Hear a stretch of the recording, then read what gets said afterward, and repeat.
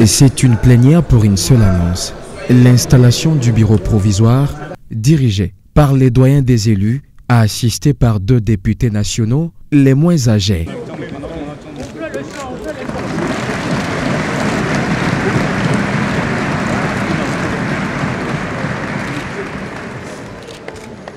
Parmi les missions assignées à ce bureau provisoire, il y a notamment la validation des pouvoirs, l'élection et l'installation du bureau définitif, ainsi que l'élaboration et l'adoption du règlement intérieur qui garantissent des débats enrichissants et apaisés.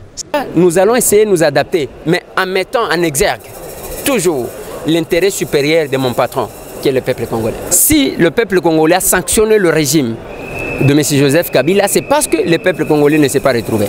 Mais si on doit se mettre ensemble avec ces gens-là que le peuple a sanctionnés, nous risquerons d'être associés à leur mauvais comportement. Nous allons défendre l'intérêt général, comme l'a dit le secrétaire général du Parlement, de l'Assemblée nationale, dans son discours.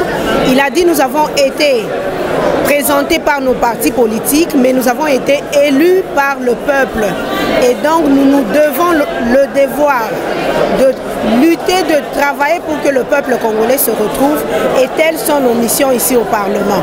Tout est fait conformément aux dispositions 111 de la Constitution qui, entre autres, consacre la fin de cette session à l'épuisement de l'ordre du jour. En attendant la publication des résultats définitifs des législatives nationales par la Cour constitutionnelle, tous les 485 députés sur les 500 attendus participent à titre provisoire aux plénières de cette chambre législature. L'effectif des 500 députés devra être atteint après la tenue retardée en mars 2019 des législatives dans les circonscriptions de Béniville et territoires Boutembo et Yumbi.